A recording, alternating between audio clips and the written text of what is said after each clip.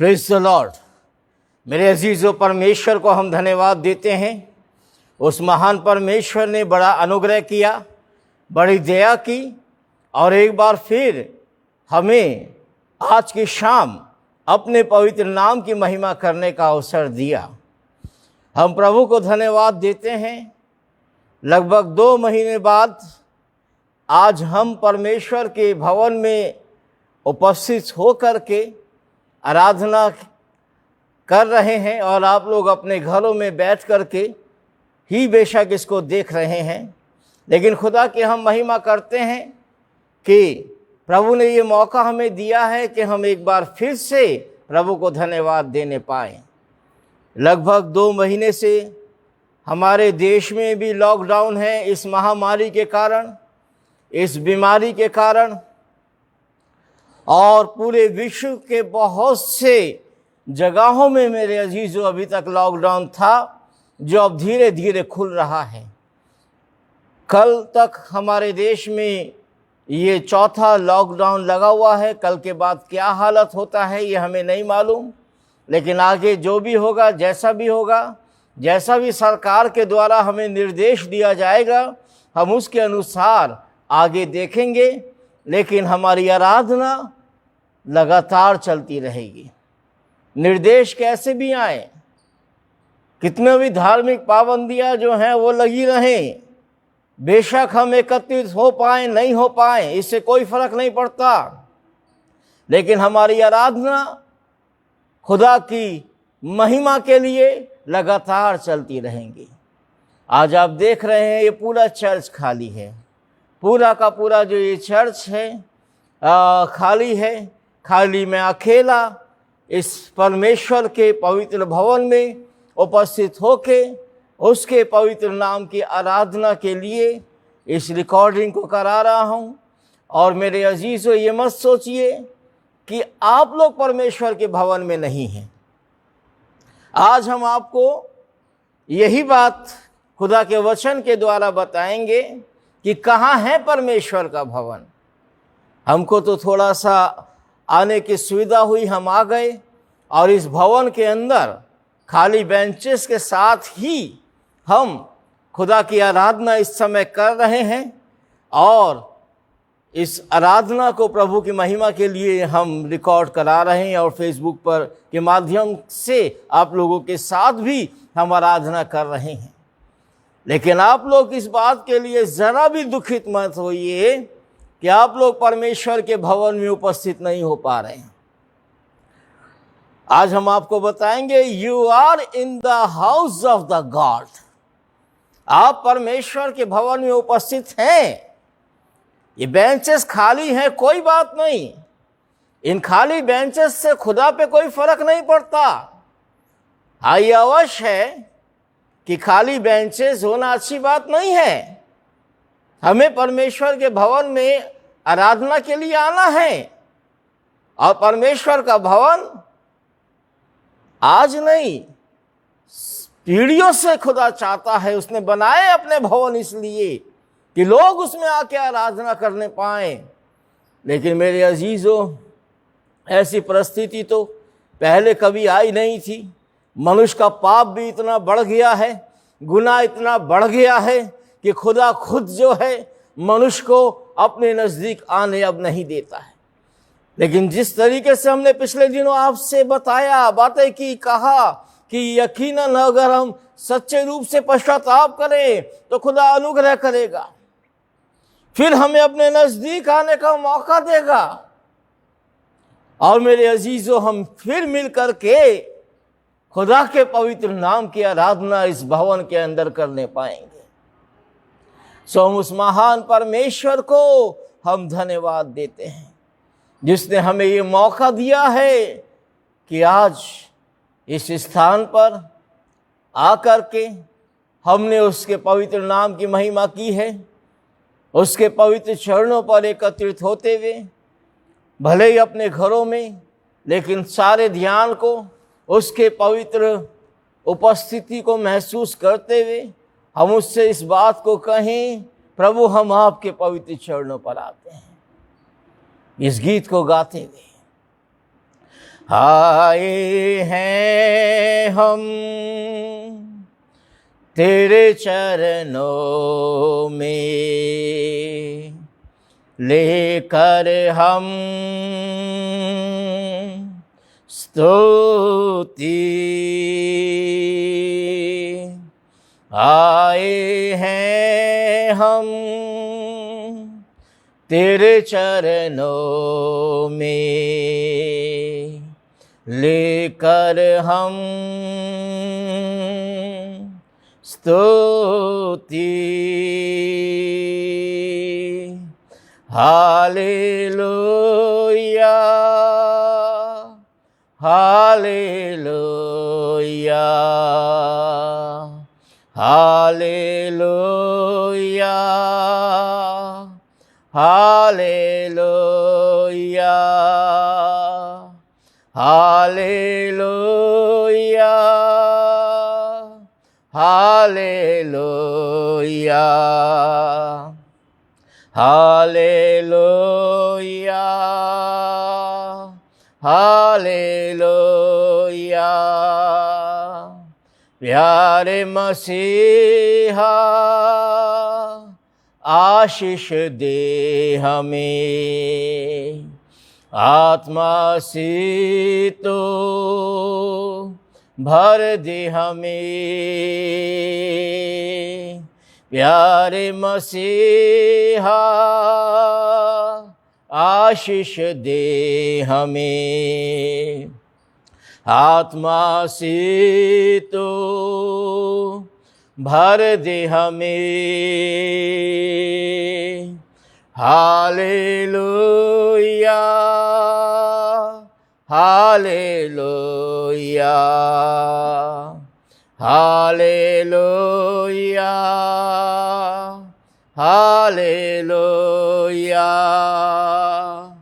Hallelujah, hallelujah, hallelujah, hallelujah. हम तैयार हैं प्रभु तेरे लिए, जल्दी आ तो हमको लेने। हम तैयार हैं प्रभु तेरे लिए, जल्दी आ तो हमको लेने। Hallelujah, hallelujah, hallelujah, hallelujah, hallelujah, hallelujah, hallelujah, hallelujah.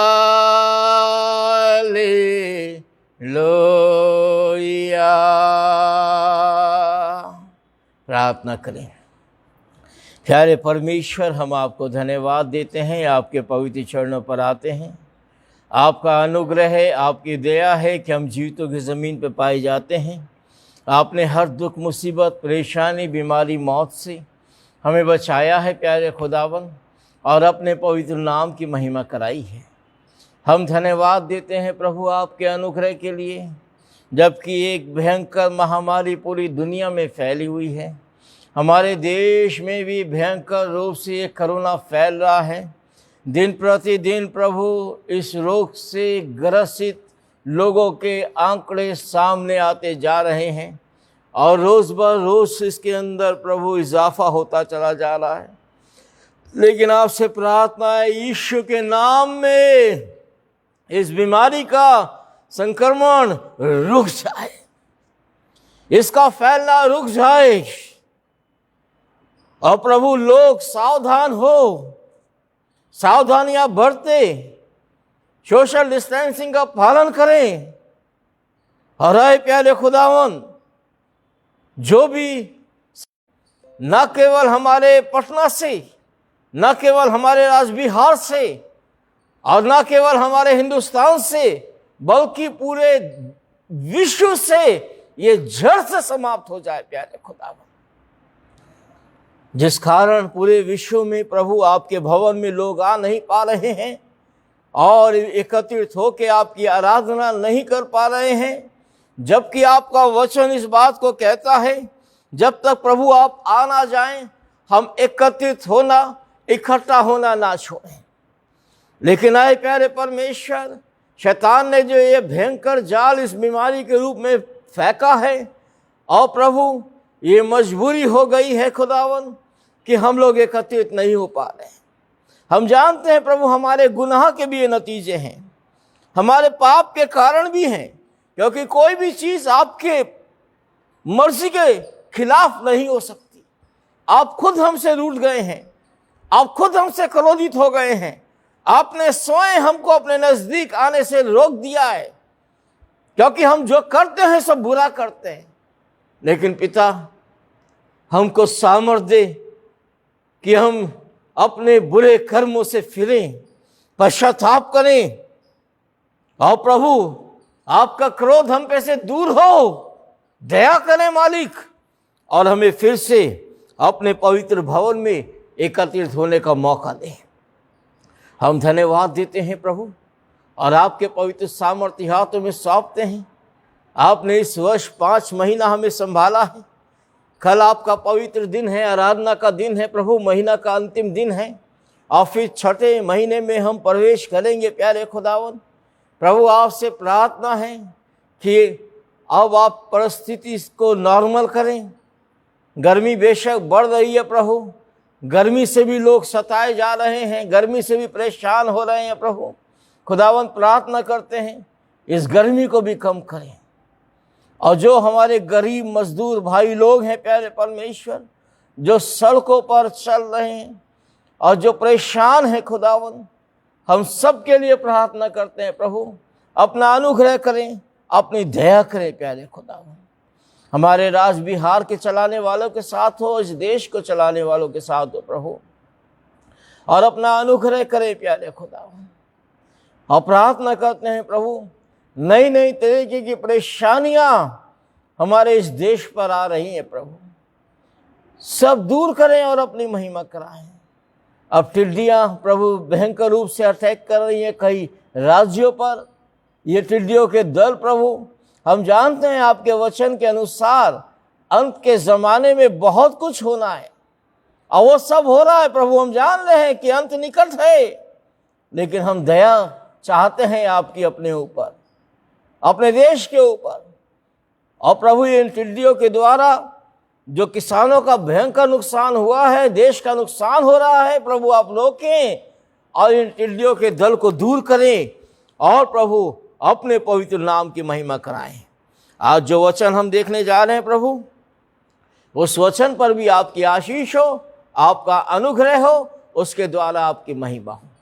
सारी आदर महिमा प्रभु आपको मिले, यीशु के नाम से आमीन।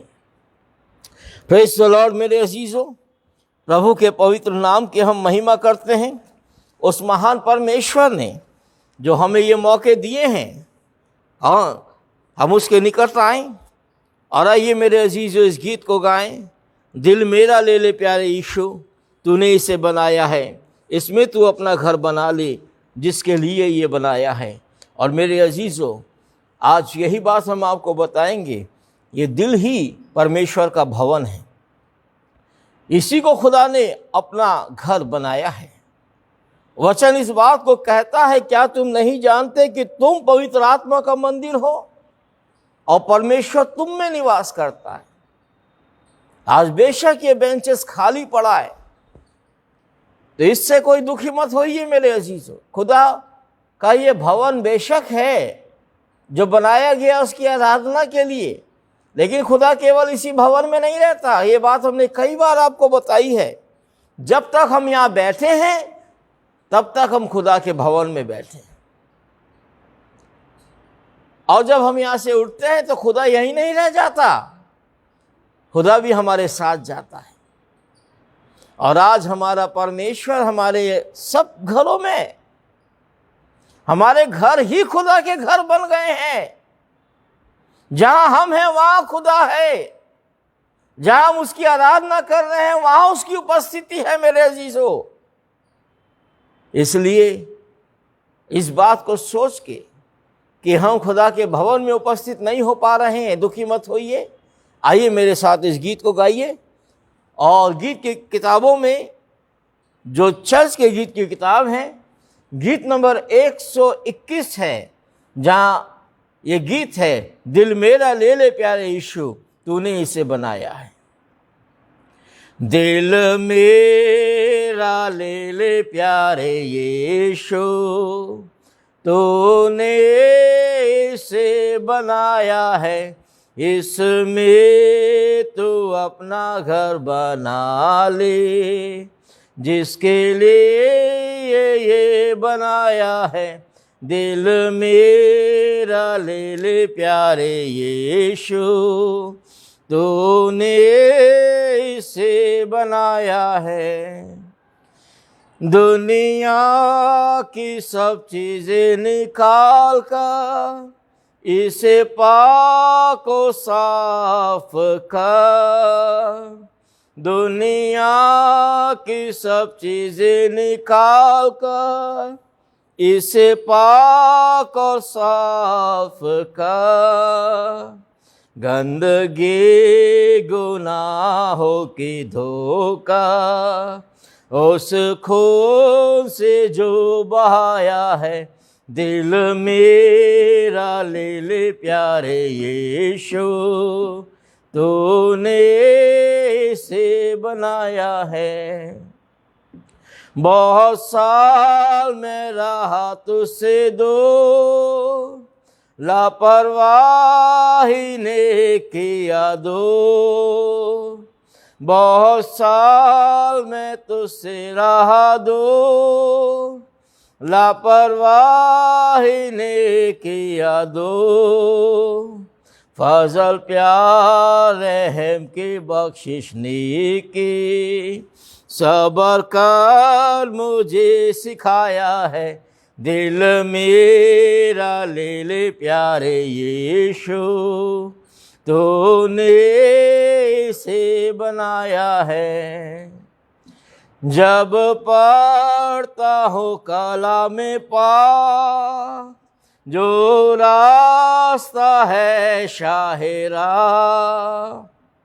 जब पढ़ता हूँ कलामे पाक जो रास्ता है शाहिरा, राह को जिंदगी अब्दी ईमान उम्मीद बढ़ाया है। दिल मेरा ले ले प्यारे यीशु तूने इसे बनाया है। रोहे पाक का हो जाए मस्कान, रोहे पाक के बपतिस्मे से, रोहे पाक का हो जाए मस्कान, रोहे पाक के बपतिस्मे से। हर वक्त हर जगह दो गवाही जैसा उसने सिखाया है। दिल मेरा ले ले प्यारे यीशु तूने इसे बनाया है, इसमें तू अपना घर बना ले, जिसके लिए ये बनाया है। हाँ मेरे अजीजों, ये दिल, ये शरीर परमेश्वर ने इसीलिए बनाया है कि ये परमेश्वर का भवन हो, ये परमेश्वर की महिमा का स्थान हो। जिस समय परमेश्वर ने मनुष्य को बनाया, उसने तो कोई भवन नहीं बनाया, उसे भवन की कोई आवश्यकता भी नहीं थी। उसने मनुष्य को बनाया और वो मनुष्य अपनी साथी के साथ जब तक उसने गुनाह नहीं किया, जब तक उसने पाप नहीं किया, वो रोज खुदा की आराधना करता रहा, हमेशा रोज खुदा वहां उपस्थित रहता था। दिन के ठंडे समय में बाइबल बताती है वो आ करके परमेश्वर, पवित्र परमेश्वर उन लोगों के साथ बैठ जाता था और घंटों उनसे बात करता था और वो लोग भी बात करते थे। वहां परमेश्वर उपस्थित था और वो लोग यानी आदम और हव्वा परमेश्वर की महिमा करते थे, परमेश्वर के पवित्र चरणों पर परमेश्वर की आराधना करते थे। वहां परमेश्वर था, वो परमेश्वर का भवन था, वो दोनों के दोनों परमेश्वर के भवन थे। वो स्थान जहां परमेश्वर उनसे मिलता था वो पवित्र था, कोई गुनाह नहीं, कोई पाप नहीं, कोई बुराई नहीं, कोई छल नहीं, कोई कपट नहीं। उस समय किसी भवन की आवश्यकता नहीं, क्योंकि मनुष्य स्वयं उस खुदा का भवन है। खुदा उनके साथ रहता है, खुदा उनमें रहता है। लेकिन जिस दिन गुनाह हुआ, जिस दिन पाप हुआ, जब पाप हो गया तो फिर वहां खुदा का भवन नहीं रहा, फिर वो पवित्र स्थान नहीं रहा। पाप पवित्र स्थान में ही हुआ, क्योंकि मनुष्य शैतान के धोखे में आ गया, उसको बहका दिया गया और उसने खुदा के विरोध पाप कर डाला। तब वो खुदा का भवन फिर नहीं रहा। लेकिन मेरे अजीजों, परमेश्वर ने उसको फिर से अपना पवित्र भवन बनाने के लिए एक बहुत बड़ा बलिदान दिया। ये तो शुरू से लेकर आज तक का काफी लंबा चौड़ा इतिहास है और हकीकत है, लेकिन हम उतना लंबा चौड़ा तो नहीं देख पाएंगे क्योंकि उतना समय नहीं है। लेकिन हाँ, आइए आज हम देखते हैं कि हम खुद ही परमेश्वर का भवन हैं। जब प्रभु यीशु मसीह को लोगों ने यरूशलेम का वो पवित्र भवन दिखाया, जिसकी एक दीवार आज भी वहां खड़ी हुई है, खुदा ने मौका दिया है कि उस पवित्र दीवार के पास हम भी गए और उस दीवार पर हमने भी अपने हाथ रखे, अपना माथा रखा और वहां परमेश्वर से प्रार्थना की। क्योंकि जिस स्थान पर वो पवित्र भवन था यरूशलेम में, आज वो पवित्र भवन वहां नहीं है, केवल वो एक दीवार खड़ी हुई है जिसको वेस्टर्न वॉल कहा जाता है, जो पश्चिम साइड की दीवार थी। आज उस स्थान पर मंदिर नहीं है यहूदियों का, बल्कि एक मस्जिद है जो कि फलस्तीनियों के कब्जा में है, पैलेस्टाइन के कब्जा में है। यहूदी लोग वहां जा भी नहीं सकते, वो केवल उस दीवार तक जा सकते हैं और वहां प्रार्थना कर सकते हैं, और लोग करते भी हैं और प्रभु से, परमेश्वर से पश्चाताप करके इस बात को कहते हैं कि हमको हमारा मंदिर फिर से दिलवा दे, कि जीवित परमेश्वर की आराधना हम फिर से वहां पर करने पाएं। लेकिन मेरे अजीजों, अब ये कब संभव होगा, कैसे संभव होगा, ये तो खुदा जानता है, लेकिन होगा जरूर। यरूशलेम में गिराया हुआ मंदिर जो हेरोदेस के ज़माने में सन 70 में गिराया गया था, वो प्रभु यीशु मसीह के आने से पहले फिर बनाया जाएगा। और मेरे अजीजों, यहूदी लोग पश्चाताप करेंगे, प्रभु यीशु मसीह को जो आज तक नहीं पहचानते वो पहचानेंगे। लेकिन मेरे प्रियो, ये कब होगा इसका कोई निश्चित अभी बात हमें मालूम नहीं। अभी तो पूरे विश्व पर एक ऐसा क्राइसिस आया हुआ है जिसके द्वारा पूरे वर्ल्ड में चर्चेस बंद हो गए थे। कोरोना जब फैला तब मेरे अजीजों, चर्चेस के ऊपर भी इस बात का दोष लगाया गया कि चर्चेस के कारण, भारत की बात नहीं कर रहा हूं, भारत के बाहर की बात कर रहा हूं, पूरे विश्व को की बात कर रहा हूं, दुनिया के दूसरे देशों की बात कर रहा हूं, चर्चेस पर भी ये इल्ज़ाम लगाए गए या ये बात बोली गई कि चर्च में एकत्रित होने के कारण भी लोगों में ये कोरोना फैला है।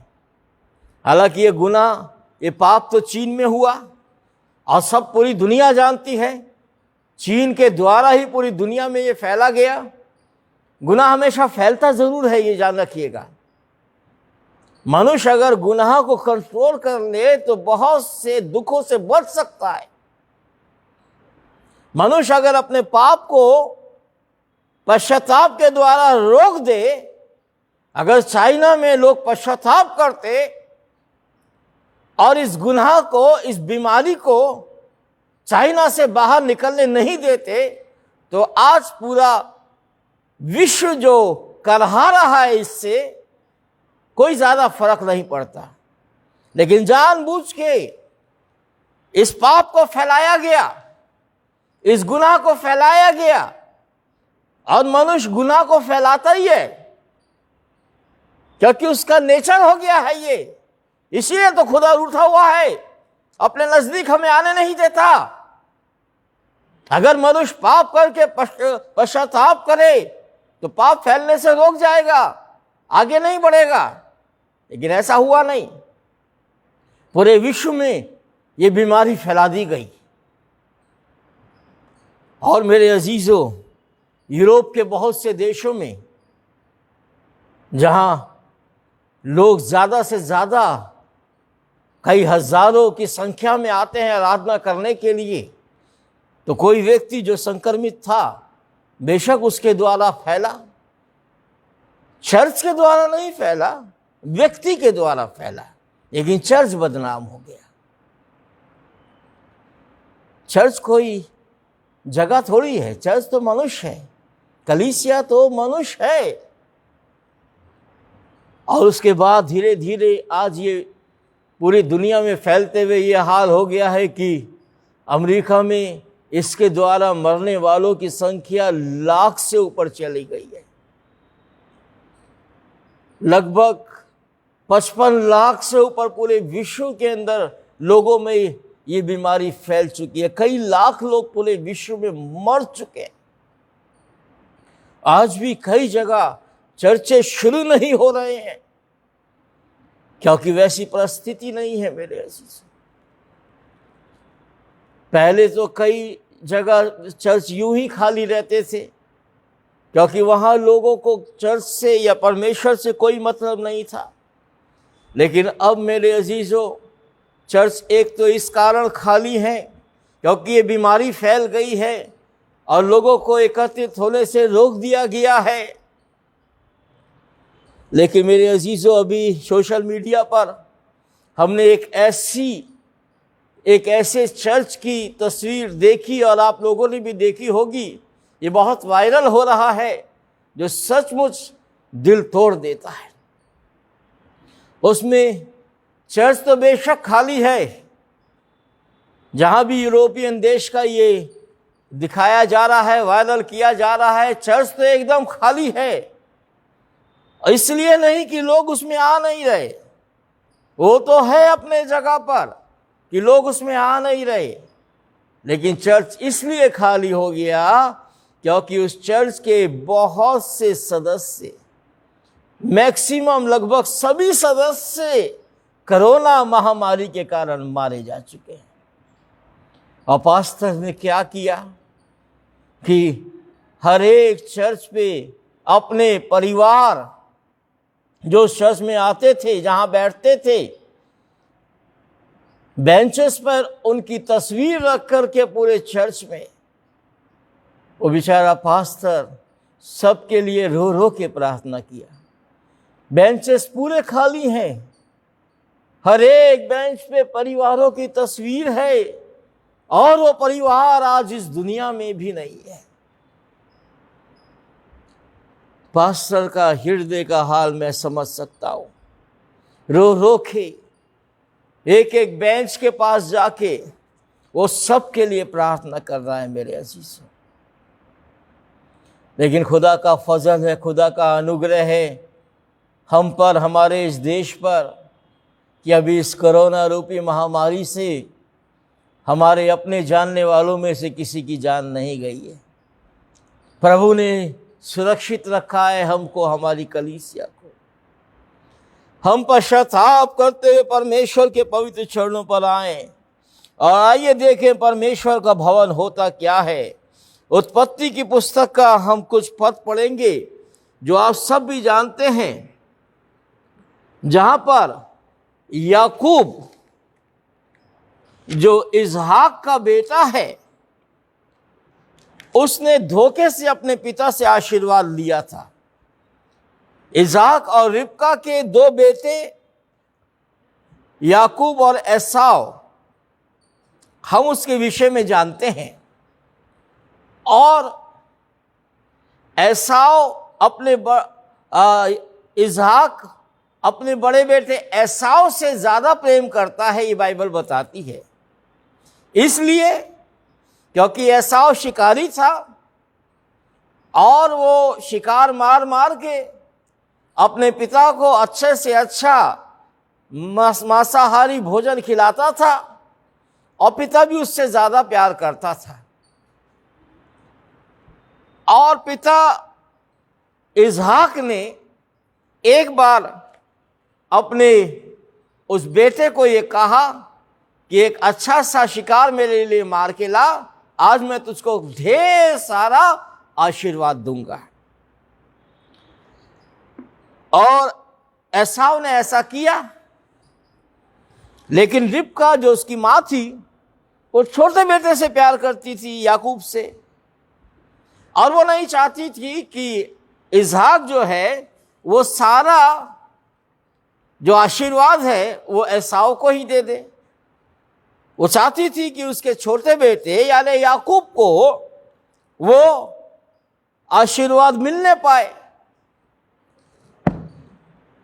तो एसाव तो चला गया जंगल के अंदर शिकार करने, लेकिन यहां पर रिबका ने क्या किया, जल्दी से अपने छोटे बेटे को बुला करके उसको कहा। उसका बड़ा भाई रोआर था, यानी उसके पूरे शरीर में बाल ही बाल थे। तो उसने अपनी मां से ये बात कही कि अगर मेरा पिता ये जान जाएगा कि मैं एसाव नहीं हूं, याकूब हो, तो मुझको जो है वो दंड दे देगा आशीर्वाद के बदले।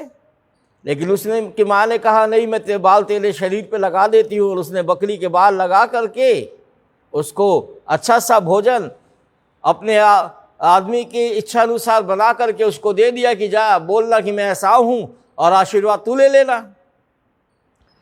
अब चूंकि आंखें उसकी धुंधली हो गई थी इजहाक की, वो देख नहीं सकता था।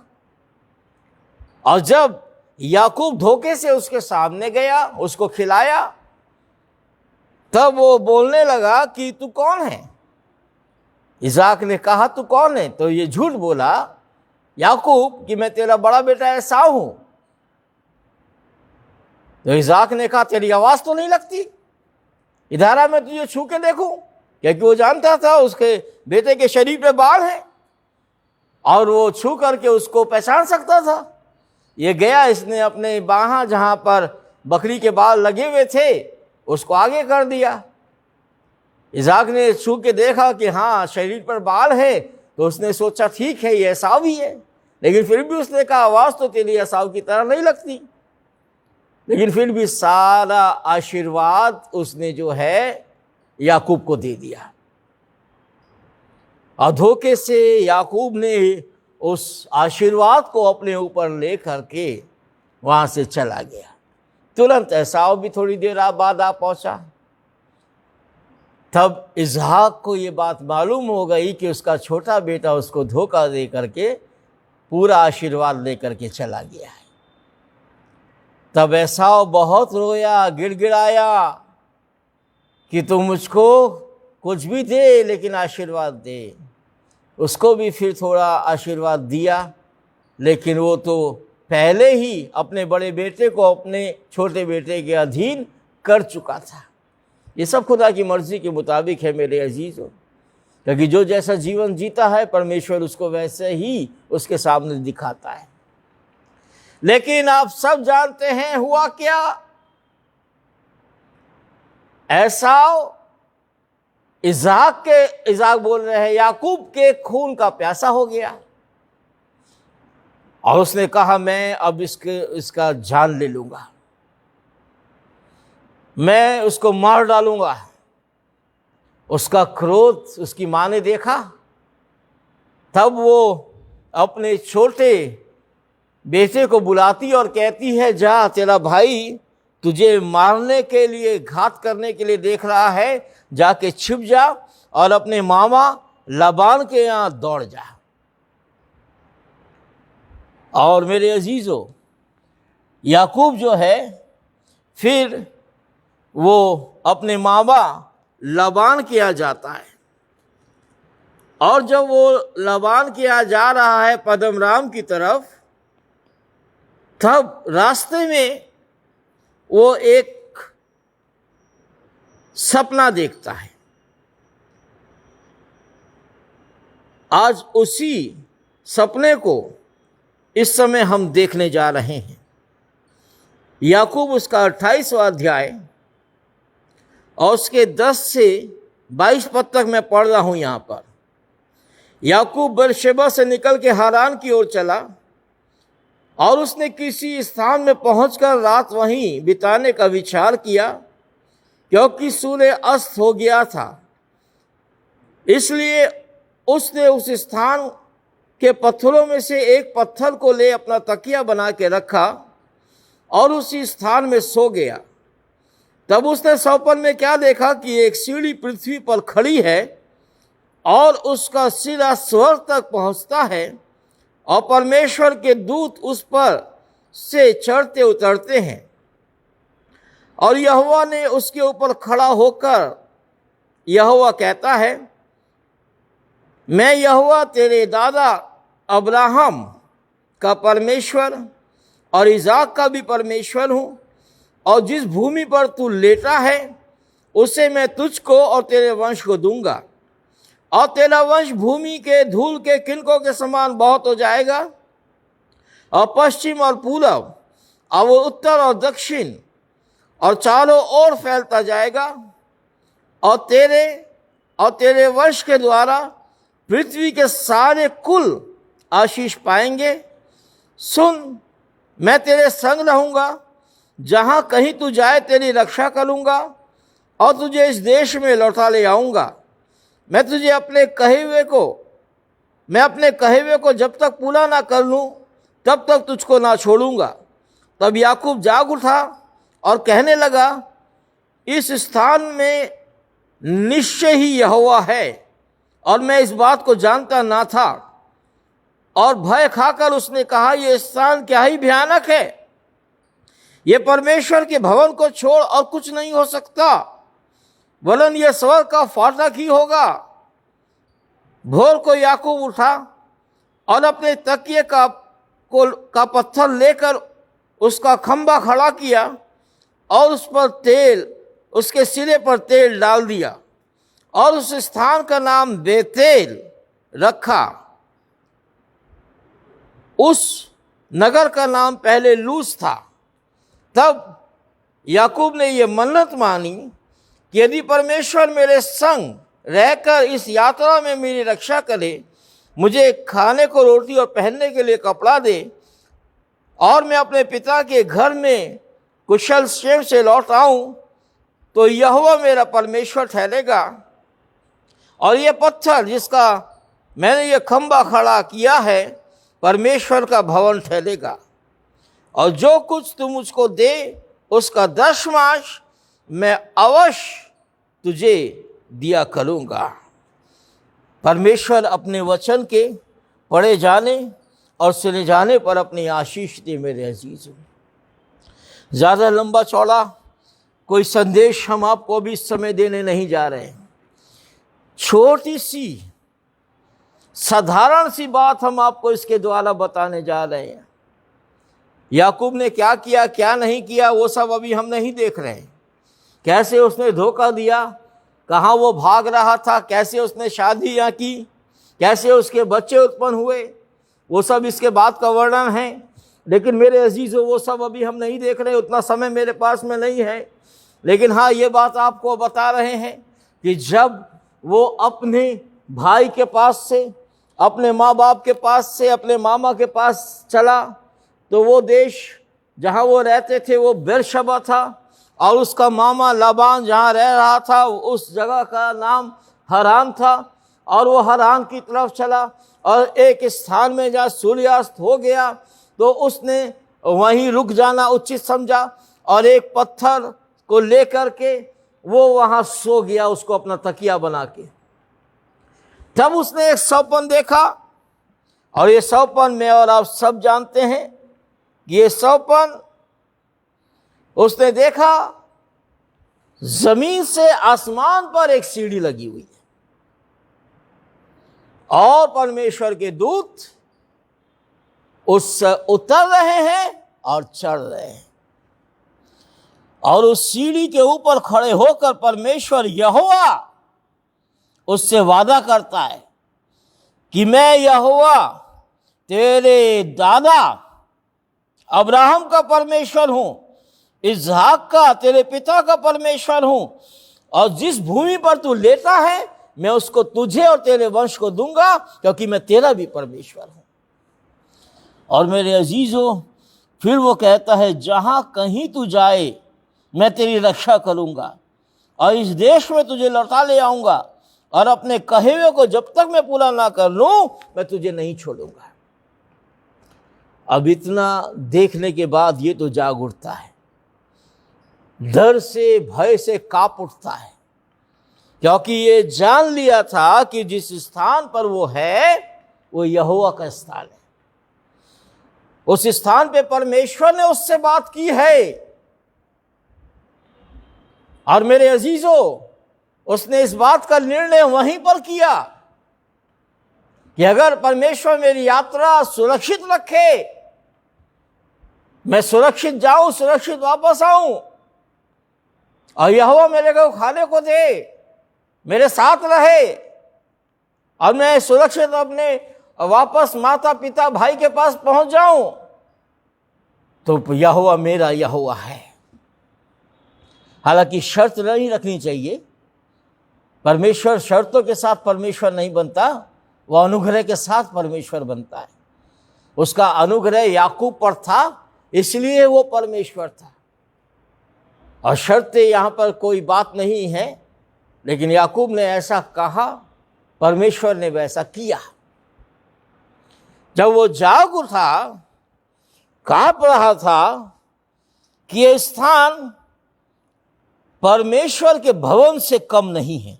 अब ये ध्यान दीजिए, उसने वो पत्थर जिस पर उसने अपना सर रखा हुआ था, तकिया रखा हुआ था, उस पत्थर को उसने उठाया, खंबे के रूप में खड़ा किया, और उसके पास जो तेल की कुप्पी थी उसने उस पत्थर पर उस तेल को डाल के उस पत्थर का अभिषेक किया। ऐसी बात नहीं है कि कोई पत्थर की पूजा वो कर रहा है या मूर्ति पूजा कर रहा है, ये बात नहीं है। मूर्ति तो नहीं था, पत्थर ही था, लेकिन पत्थर की पूजा वो कर रहा है, ये बात भी नहीं है। हाँ, वो एक पत्थर जहां उसने रखा था, उसने उस एक पत्थर को ये कहा कि ये पत्थर जिसका खंबा मैंने खड़ा किया है ये परमेश्वर का भवन ठहरेगा। अब एक पत्थर परमेश्वर का भवन कैसे ठहर जाएगा? यीशु मसीह को तो भवन दिखाया गया और बताया गया, देख कैसे कैसे बड़े बड़े पत्थर हैं, और है भी। आज भी वो दीवार जहां खड़ी है, बहुत बड़े बड़े पत्थरों की ऊंची ऊंची दीवार खड़ी है वो, और यीशु मसीह को बोला जाता है देख कैसे बड़े बड़े पत्थर हैं। और इस मंदिर को बनाने में 40 साल लगे हैं। तो यीशु मसीह जो लोग दिखा रहे थे यरूशलेम का वो मंदिर यीशु मसीह को, यीशु मसीह उनसे कहता है यीशु मसीह उनसे कहता है उन लोगों को जो मंदिर दिखा रहे थे, इस मंदिर को गिरा दो, मैं इसको 3 दिन में बना के खड़ा करूंगा। 3 दिन में। सब लोग ताज्जुब कर जाते हैं, ये कैसा जन है, कैसे ये बोल रहा है। ये मंदिर जिसको बनाने में 40 साल लगे हैं और कितने सालों तक पत्थर तराशे गए हैं, ढोए गए हैं, लाए गए हैं, लगाए गए हैं और इतना सुंदर भवन बना के खड़ा किया गया है, कैसे बोल रहा है 3 दिन में खड़ा कर देगा। प्रभु कहते हैं यहाँ पत्थर भी ना छूटेगा जो ढाया नहीं जाएगा। और मेरे अजीजों, जब प्रभु ने ये बात कही लगभग 33 एडी में या 34-35 एडी में, मुश्किल से 30-35 साल और ना बीते होंगे, 70 एडी में वो मंदिर गिरा दिया गया। दीवार खड़ी है लेकिन मंदिर नहीं है। प्रभु की भविष्यवाणी पूरी हुई, ढा दिया गया वो। लेकिन जिस मंदिर को प्रभु ने 3 दिन में बना के खड़ा किया, जिसको उसने अपने कहे अनुसार कर दिया, जिसके लिए उसने पतरस को कहा था कि तू तो पत्थर है, कोई साधारण पत्थर नहीं, जीवित पत्थर, तू तो पत्थर है और मैं तुझ पे अपनी कलीसिया बनाऊंगा। और उसने उसको कोने के सिरे का पत्थर बनाया और वो कलीसिया खड़ी कर दी। जो पहले 120, फिर 3000, फिर 5000 और आज पूरी दुनिया शामिल हो गई है उस कलीसिया के अंदर। अब बाइबल ये बताती है हम जीवितों पत्थरों की नाई, हम जीवित पत्थर हैं, हम जीवते पत्थर की नाई परमेश्वर के भवन को बनाते चले जाते हैं। केवल ये ईंट और गारा का भवन नहीं, पहले तो जो भवन था वो भी आपने देखा होगा, पुराना भवन, और पुराने ज़माने के अनुसार साधारण सा था, लेकिन दीवारें बड़ी मोटी मोटी थी, लेकिन उसकी छत बहुत ख़राब हो गई थी, कभी भी गिर सकती थी, जिस कारण सन 2006 में उसको हमको हटाना पड़ा। और भाई पॉल दिनकरन आए थे, उन्होंने भी ये भविष्यवाणी की थी कि प्रभु हमें जल्द नया भवन बना के देगा। और 2.5-3 साल भी नहीं बीते थे, ये भवन जो आप देख रहे हैं, इस भवन को परमेश्वर ने बना के सन 2008 में खड़ा किया और हमने 2008 के क्रिसमस पर इसके अंदर प्रवेश करके इस नए भवन में आराधना की। और आज बेशक ये अभी खाली है, लेकिन तब से हम इसमें आराधना कर रहे हैं। सन 2014-21 मई को डॉक्टर पॉल दिनकरन आए थे और उन्होंने इस भवन का डेडिकेशन भी किया और प्रभु ने हमारे आने वाली पीढ़ी को ये भवन दिया है। और मेरे अजीज़ों, हम यहाँ आराधना के लिए एकत्रित होते हैं लेकिन अभी नहीं हो पा रहे हैं, कोई बात नहीं, इस बात से दुखित होने की ज़रूरत नहीं।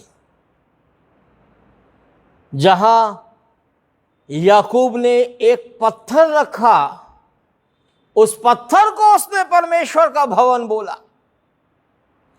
ये मत सोचिए कि बड़े बड़े भवन बनाए जाएंगे, बड़े बड़े ऊंचे ऊंचे द्वार वाले भवन बनाए जाएंगे तभी खुदा उसमें प्रवेश करेगा। नहीं, खुदा वहां प्रवेश करता है जहां इंसान का बनाया हुआ भवन नहीं, जहां खुद उसका बनाया हुआ भवन होता है। इसको तो बेशक खुदा ने बनवाया, लेकिन मेरे अजीजों, बनाया तो इंसान के हाथों ने। लेकिन ये भवन जो सामने खड़ा है, इसको इंसान के हाथों के द्वारा नहीं बनाया गया, स्वयं खुदा के हाथों के द्वारा बनाया गया है। ये जहां खड़ा है वही खुदा की उपस्थिति है, जहां ये आराधना कर रहा है वही खुदा का भवन है। जहां याकूब ने वो पत्थर रख करके उसको अभिषेक किया और उसको बेतेल नाम दिया था, परमेश्वर का भवन, वहां एक पत्थर नजर आ रहा है और उसी को खुदा का घर कहा जा रहा है। बेतेल अर्थात खुदा का घर। सही में वो खुदा का घर है। खुदा का घर कोई लंबे चौड़े पत्थरों का बना हुआ भवन नहीं। जहां खुदा हमसे मिलता है वो है खुदा का घर। वो स्थान जहां पे याकूब ने उस दर्शन को देखा, जहां जमीन से सीढ़ी आसमान तक जा रही है, स्वर्गदूत चढ़ रहे हैं और उतर रहे हैं, और उस सीढ़ी के सर्वोच्च पद पर खड़े होके यहोवा परमेश्वर उससे वादा कर रहा है, वही जगह है खुदा का घर। आज भी मेरे अजीजों, जहां हम खुदा से प्रार्थना करते हैं, हमारी प्रार्थनाएं ऊपर जाती हैं और उत्तर लेकर नीचे आती है। वो एक जलता हुआ रेगिस्तान भी अगर होगा, वो एक घना जंगल भी होगा, वो सूखा हुआ स्थान भी होगा, तो भी वहां खुदा है और वही खुदा का भवन है, क्योंकि वहां से हमारी प्रार्थनाएं ऊपर जाती हैं और उत्तर लेकर नीचे आती है। और उस स्थान के सर्वोच्च जगह पर परमेश्वर हमसे वादा कर रहा है, वो हमारा परमेश्वर होगा। इसलिए मेरे अजीजों, हमें दुखित होने की जरूरत नहीं कि आज हम इन बेंचों पर नहीं बैठे हैं। बेशक ये बेंच खाली है, कोई बात नहीं, लेकिन जहां आप हैं वही घुटनों पर आ जाइए। जहां आप हैं वहीं पर परमेश्वर से प्रार्थना कीजिए। वो आसमान की सीढ़ी लग चुकी है, वहीं पर लग जाएगी। वो सीढ़ी आपकी प्रार्थनाओं को लेकर ऊपर जाएगी और आपके प्रार्थनाओं के जवाब को लेकर नीचे आएगी। और उसी स्थान पे परमेश्वर आपसे वादा करता है, जहां आप खुदा से मिलते हो वही खुदा का घर है, मिलो उससे। यहां बैठकर भी अगर उससे नहीं मिलोगे तो कोई फायदा नहीं यहां बैठने का, लेकिन उससे मिलना जरूरी है, उसको समर्पण करना जरूरी है, उसे पूरी रीति से अपने आप को सौंप देना जरूरी है। कोई शर्त उसके आगे मत रखिए कि वो हमारी प्रार्थनाओं को सुनेगा तभी वो हमारा परमेश्वर ठहरेगा। नहीं, पहले उसको अपना परमेश्वर बनाइए, तब वो आपकी प्रार्थनाओं को सुनेगा, आपको जवाब देगा। आप इस बात को देखिए। इसलिए मेरे अजीजों, ज्यादा लंबा चौड़ा हम नहीं देख रहे हैं, लेकिन यहीं पर हम समाप्त कर रहे हैं। हम जहां भी हैं, इसी समय परमेश्वर के सन्मुख घुटनों पर आ जाए, इसी समय उससे प्रार्थना करें, इसी समय उससे आराधना करें, उसको धन्यवाद दें। अगर आप घुटनों पर आ सकते हैं आइए, नहीं तो मेरे साथ बैठे बैठे या खड़े होकर प्रार्थना में शामिल हो जाइए। आइए, अपनी प्रार्थनाओं को हम भेजें ऊपर और वो उत्तर लेकर नीचे आए, और उससे हम उसकी स्तुति में कहें, स्तुति आराधना ऊपर जाती है, आशीष ले कर नीचे आती है। स्तुति आराधना ऊपर जाती है, आशीष ले कर नीचे आती है। प्रभु हमारा कितना महान, देखो हमसे करता है प्यार। प्रभु हमारा कितना महान, देखो हमसे करता है प्यार। Hallelujah, hallelujah, hallelujah, hallelujah. प्रार्थना और विनती ऊपर जाती है, उत्तर लेकर नीचे आती है। प्रार्थना और विनती ऊपर जाती है, उत्तर लेकर नीचे आती है। प्रभु हमारा कितना महान, देखो हमसे करता है प्यार। प्रभु हमारा कितना महान, देखो हमसे करता है प्यार। Hallelujah, hallelujah, hallelujah. प्रभु हम धन्यवाद देते हैं, आपके पवित्र चरणों पर आते हैं। हम जानते हैं प्रभु आज खाली भवन में हम बैठे हैं, हर एक बेंच यहाँ खाली है खुदावन, लेकिन आपकी उपस्थिति है, क्योंकि आपने इस भवन को अपनी पवित्र उपस्थिति से भरा है। और हम ये भी जानते हैं प्यारे परमेश्वर कि बेशक लोग यहाँ बैठे नहीं है, लेकिन जहाँ वो अपने घर में हैं, अपने स्थानों में हैं, वहाँ भी वो आपके साथ हैं। आज उनके घर आपके घर बन गए हैं खुदावन।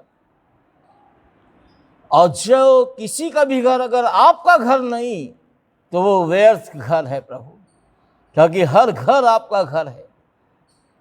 हर स्थान जहाँ प्रार्थनाएं होती हैं आपका घर है। हर एक वो मनुष्य जो इस समय आपकी पवित्र उपस्थिति में बैठा हुआ है वो आपका घर है। लोगों को ये बात समझने की सामर्थ्य दे और होने दे प्रभु कि ये संकट टल जाए, ये महामारी दूर हो जाए और हम जल्द से जल्द फिर आपके पवित्र चरणों पर आके आपकी आराधना इस भवन में करने पाएं। आपकी आशीष अपनी पूरी कलीसिया पर चाहते हैं, अपने बुजुर्गों पर चाहते हैं। जो बीमार हैं प्रभु उनके लिए फिर से प्रार्थना करते हैं, यीशु के नाम में उन्हें चंगाई मिल जाए। प्यारे खुदावन दया करें। सारी आदर महिमा आपको प्रदान करते हैं, आपकी आशीष चाहते हुए मसीह यीशु के नाम से, आमीन। आइए प्रभु की प्रार्थना करें। हे हमारे पिता, तू जो स्वर्ग में है, तेरा नाम पवित्र माना जाए, तेरा राज आए, तेरी मर्जी जैसे आसमान पे पूरी होती है पृथ्वी पर भी हो। हमारे रोज़ की रोटी आज हमें दे, जिस तरह अपने कसूर वालों को माफ़ करते हैं, तू भी हमारे कसूर हमें